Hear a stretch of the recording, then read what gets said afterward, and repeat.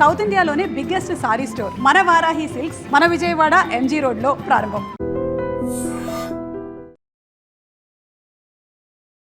నమస్కారం, welcome to I dream. నేను మీ సంగీత. బేసిక్గా తల్లిదండ్రులు ఎవరైనా సరే వారు గొడవలు పడ్డప్పుడు వారంతట వారే, అంటే ఎలా అంటే టీవీసీ కానివ్వండి, మెయింటెనెన్స్ కానివ్వండి, 498 కానివ్వండి, ఈ కేసుల మీద ఎక్కువగా ఫైట్ చేస్తూ ఉంటారు కదా.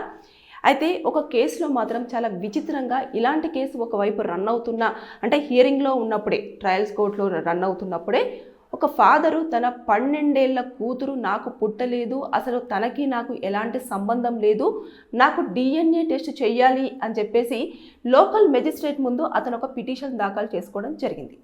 అసలు ఏం జరిగింది, ఎందుకోసమని అతను ఆ పిటిషన్ వేసుకున్నారు అనే దానిపైన మనం పూర్తిగా ఒక్కసారి కనుక తెలుసుకునే ప్రయత్నం చేస్తే, ఇది అలహాబాద్లో జరిగిన కేసు.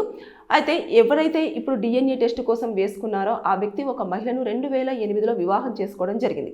2011 మే వరకు కూడా ఇద్దరు ఏదో అలా కలుసున్నారు అన్నట్టుగానే వారిద్దరు కూడా వారి యొక్క లైఫ్ అనేది లీడ్ చేస్తూ రావడం జరిగింది. ఎక్కువగా కూడా ఎవరైతే మహిళ ఉందో ఆవిడ చాలా వరకు కూడా తక్కువగా భర్తతో ఉండడం, ఎక్కువ స్థాయిలో కూడా తల్లిగారింటికే వెళ్ళడము, అక్కడే ఉండడం అనేది జరుగుతూ వచ్చింది. ఇక అలా రన్ అవుతున్న సమయంలో 2011 మే వరకు కూడా భర్తతో అక్కడి నుంచి ఉండి తర్వాత మే నెల నుంచి కూడా తల్లిగారింటి దగ్గరనే ఉండడం జరిగింది. అయితే ఇక ఈ మధ్య గ్యాప్లో 2012 డిసెంబర్ వరకు కూడా ఇటు భర్తకి కానివ్వండి, భార్యకి కానివ్వండి ఎలాంటి ఫిజికల్ రిలేషన్షిప్ లేదు. దాంతోపాటు వీళ్ళిద్దరు ఎప్పుడు కలుసుకోలేదు, మాట్లాడుకోలేదు. అంతేకాకుండా వీరు అసలు ఇక ఈవిడ ఇటు అత్తగారింటికి రావడం కానివ్వండి, అదేవిధంగా అబ్బాయి వాళ్ళ అత్తగారింటికి వెళ్ళడం కానివ్వండి, ఏది కూడా చోటు చేసుకోలేదు. కానీ 2012 డిసెంబర్ నెలలో ఆ మహిళ ఒక అమ్మాయికి జన్మనివ్వడం జరిగింది. జన్మనిచ్చిన తర్వాత 2015లో ఇతను ఇంకా రావట్లేదు, తీసుకువెళ్ళట్లేదు, అసలు పట్టించుకోవట్లేదు అన్న కారణంగా ఏం చేసింది అంటే, ఆవిడ ఏదైతే ఉందో పోలీస్ స్టేషన్కి వెళ్ళేసి అతని మీద డొమెస్టిక్ వైలెన్స్ కేసు DVC, అదేవిధంగా 498A మెయింటెనెన్స్ ఇలాంటి కేసులన్నీ కూడా ఫైల్ చేసింది. ఫైల్ చేసిన వెంటనే పోలీసులు వెళ్ళడము, అతన్ని విచారించడము, అదంతా జరగడము, ఇదంతా కూడా కోర్టుకి పంపించడం, ఇదంతా జరిగిన తర్వాత అక్కడ ట్రయల్స్ అనేది రన్ అవుతూ వచ్చినాయి.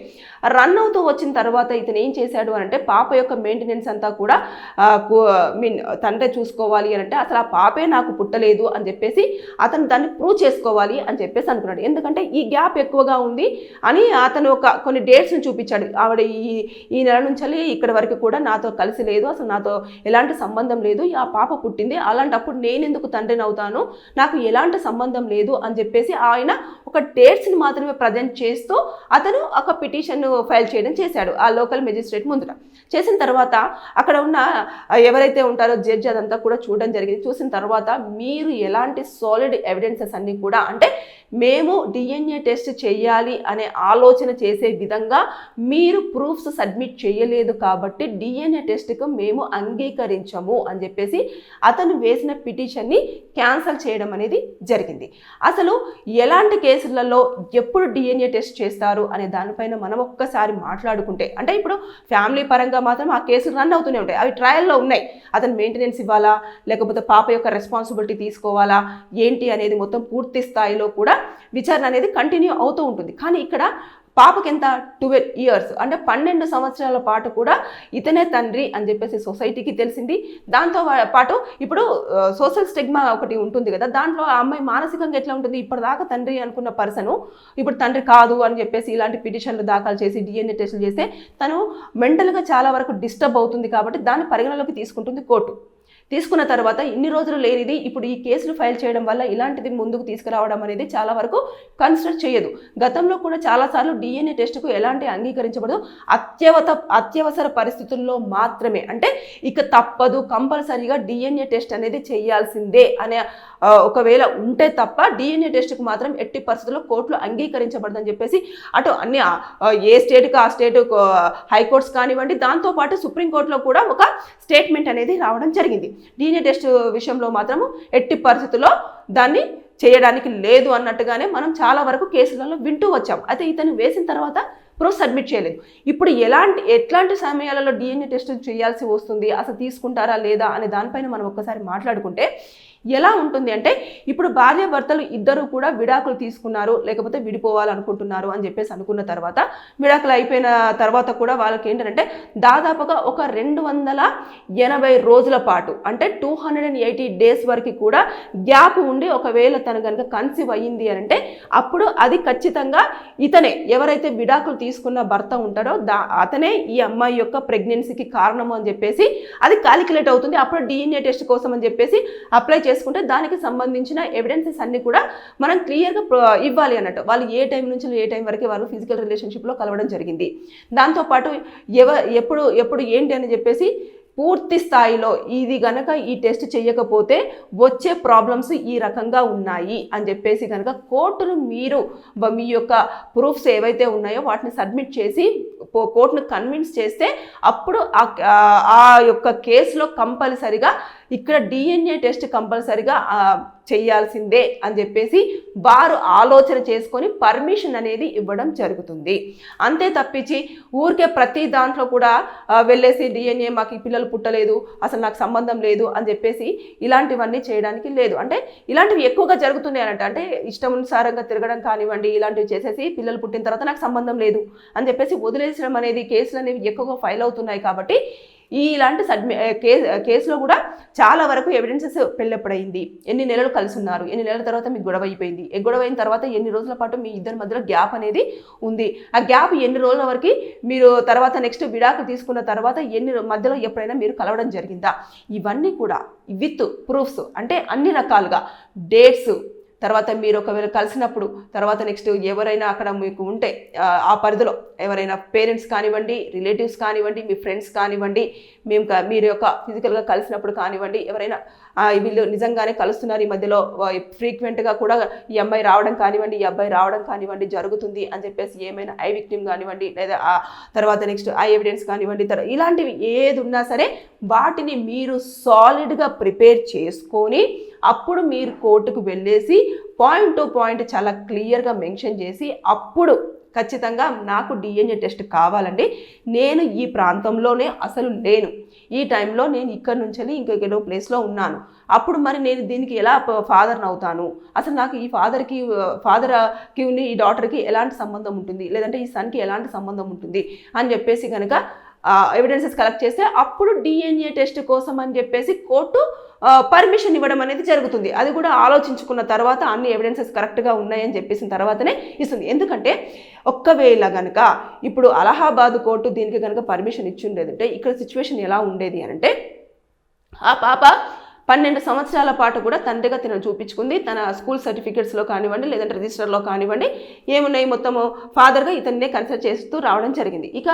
ఇప్పుడు కనుక ఫాదర్ కాదు లేదంటే ఫాదర్ అవును అనేది ఒక DNA టెస్ట్ కోసం ఇచ్చినా కూడా ఆవిడ మెంటల్గా చాలా డిస్టర్బ్ అవుతుంది. ఫస్ట్ పాప అరే ఇన్ని రోజుల వరకు నాన్న అన్నారు, ఇప్పుడు నాన్న కాదు ఈ టెస్ట్ చేయించుకోండి అని చెప్పేసి అన్నారు అని అంటే చాలా వరకు డిస్టర్బ్ అవుతుంది. ఇకపోతే దాంతోపాటు ఒకవేళ మనం పాజిటివే ఇక్కడ మనం ఈ కేసులో పాజిటివ్గానే ఉంది కాబట్టి అతను ఎలాంటి ఎవిడెన్సెస్ సబ్మిట్ చేయలేదు. ఒకవేళ కొన్ని కేసులలో మనం చూసేసుకుంటే ఒకవేళ ఫాదర్ కాదు లేదని అని కనుక రిపోర్ట్ వచ్చింది అని అంటే ఆస్తిలో కానివ్వండి, తనకి రావాల్సిన మెయింటెనెన్స్ కానివ్వండి, అదేవిధంగా తనకు ఉండాల్సిన ఏదైతే రైట్స్ కానివ్వండి, అంతేకాకుండా సర్నేమ్స్ కానివ్వండి, ఇలాంటివన్నీ కూడా రాకుండా ఉండే అవకాశం ఉంటుంది. దాంతోపాటు తన యొక్క ఐడెంటిటీ అనేది ఒక క్వశ్చన్ మార్క్గా మిగిలిపోవడం అనేది జరుగుతుంది. కాబట్టి ఫ్యూచర్లో ఎక్కువగా ప్రాబ్లం అవుతుంది. ఇటు తల్లికి కానివ్వండి, అదేవిధంగా ఎవరైతే బిడ్డలు ఉంటారో వాళ్ళకి కానివ్వండి, అంటే డాటర్సే కానివ్వండి, సన్సే కానివ్వండి, ఎవరైనా సరే. కాబట్టి ఈ యొక్క ఇలాంటివన్నీ ఫ్యూచర్లో జరిగిందేదో జరిగిపోయింది, అదేవిధంగా కొన్ని సందర్భాలలో ఇలా ఉంటుంది. కాబట్టి ఇలాంటి DNA టెస్ట్ల విషయంలో కోర్టు చాలా సీరియస్గానే ఉండడం జరుగుతుంది. చాలా కాన్షియస్గా కూడా ఈ యొక్క కేసులు తీసుకోవాలా వద్దా అనే ఆలోచన చేస్తున్నారో తప్పించి కేసు ఫైల్ అయిన వెంటనే మీరు కనుక ఎలాంటి ప్రూఫ్స్ ఉంటాయో ఆ ప్రూఫ్స్ అని సబ్మిట్ చేస్తే కోర్టు కన్విన్స్ అవుతేనే టెస్ట్కి పర్మిషన్ ఇవ్వడం అనేది జరుగుతుంది. కోర్టుని మీరు కన్విన్స్ చేయలేకపోతే అంటే ఖచ్చితంగా నమ్మశక్యంగా ఉండాలి. మీరు ఏ ఎవిడెన్సెస్ సబ్మిట్ చేసినా సరే ఆ ఎవిడెన్సెస్ అన్నీ కూడా చాలా క్లియర్గా నిజంగానే ఇక్కడ ఒక చిన్న అనుమానం వస్తుంది, లేదంటే నిజంగానే ఇది ఇలాగే ఉంది అని చెప్పేసి కనుక కోర్టు నమ్మితే అప్పుడు పర్మిషన్ వస్తుంది. అందుకోసం అని చెప్పేసి చాలా వరకు డిఎన్ఏ టెస్టుల విషయంలో కేసులు ఫైల్ చేసుకుంటే వృధానే తప్పించి దాంట్లో మీకు న్యాయం జరుగుతుంది అనేది మాత్రం పొరపాటే. ఇక్కడ 12 సంవత్సరాల వరకు కూడా ఎప్పుడూ కూడా నువ్వు ఒకవేళ పాప పుట్టినప్పుడే నువ్వు వేయాల్సింది, కానీ అప్పుడు వేయలేదు.